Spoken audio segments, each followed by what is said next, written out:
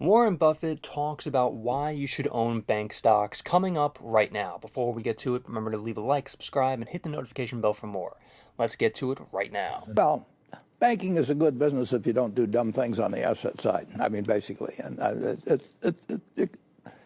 it's a business that the banks we own earn between the commercial banks earn between 12% and 16% or so on net tangible assets. That's a good business. It's a fantastic business against the long-term bond. At 2%. If you have a choice between a 2% instrument and a 12% instrument, which one's going to win over time? So if you ask me whether I think banks are going to go down where they only earn 3 or 4% on tangible assets, I don't think that'll happen. I wanted to ask you to comment on the relative PE multiples of bank stocks versus the S&P. Ask about the performance of what group compared to the S&P? Banks. Banks?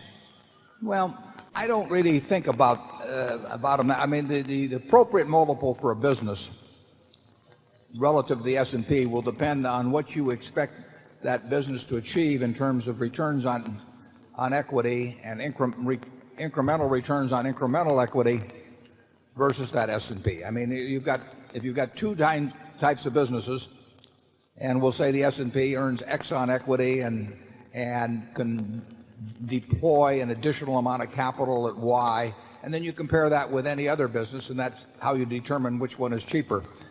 I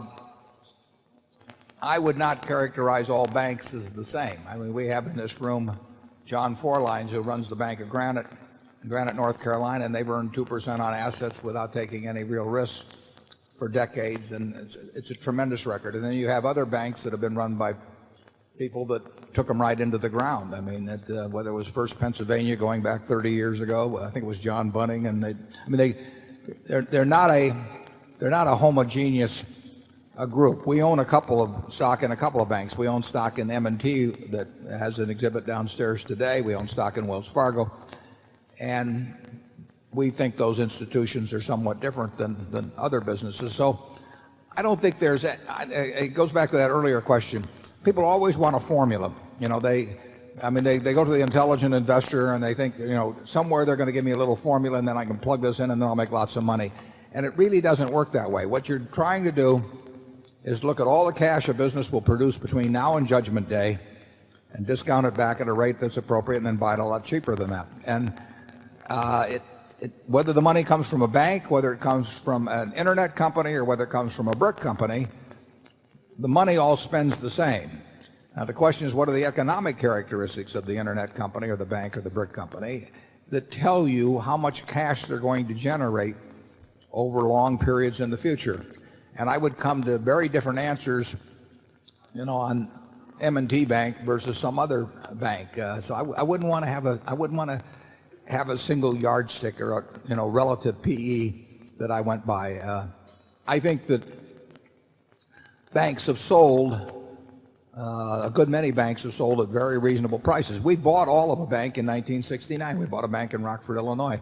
Charlie and I went and we must have looked at a half a dozen banks at that, in a 2 or 3 year period. Absolutely. Yeah, we trudged around and we found some very oddball banks that we liked. And they were characterized by very little risk on the asset side and very cheap money on the deposit side. And even Charlie and I can understand that. And low prices, incidentally, too. And then they passed the Bank Holding Company Act in 1969, and they killed off our chances to do anything further in buying all of banks. So we look at banks. We will own bank stocks from time to time in the future. We'll probably buy stock in other banks. I wouldn't look for a single metric like relative PEs to determine how to invest money. You really want to look for things you understand and where you think you can see out for a good many years in a general way as to the cash that can be generated from a business. And then if you can buy it at a cheap enough price compared to that cash, it doesn't make any difference what the name attached to the cash is. Charlie? There are a number of banks that over the last 5 or 6 years, on tangible net worth, a number of them have a lot of goodwill, but on tangible net worth have earned over 20% on equity. You would think that would be difficult for an industry to do, dealing in a commodity like money. And of course, the bankers will argue it's not a commodity, but it's got a lot of commodity-like characteristics. And you would think those kind of returns in a world of 6% long-term interest rates and much lower, you'd think that would be very hard.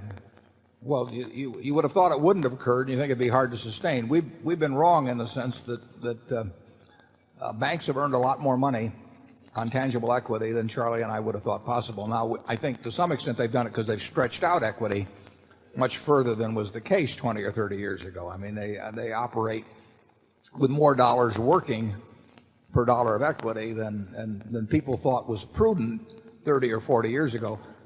But however they've done it, a number of banks have earned very high returns on equity in recent years. And if you earn high enough returns on equity and you can keep employing more of that equity at the same rate, that's also difficult to do.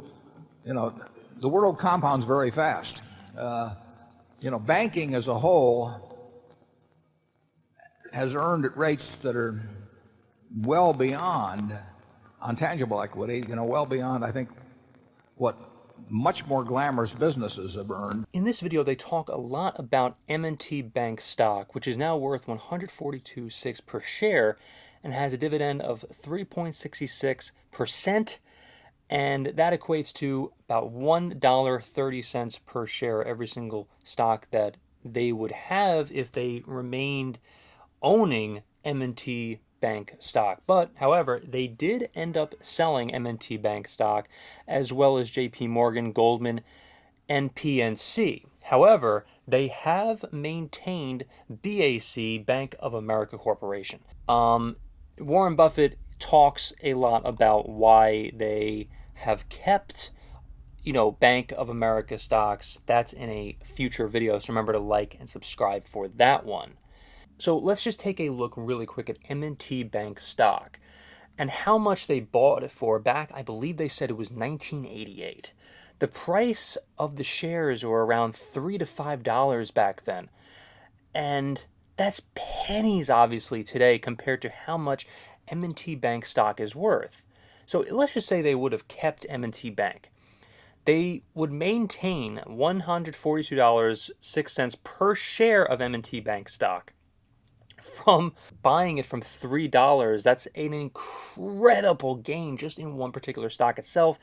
And if they, let's just say, would have kept the M&T Bank shares, they would have $1.30 per share per quarter in dividends right now. If you think bank stocks are a great investment, leave it in the comments. Who do you agree with? What do you agree with? Do you think that it's a good investment to buy, let's just say, Bank of America or PNC, M&T Bank? Leave it in the comments. Thank you so much for watching, everybody, and I'll see you in the next video.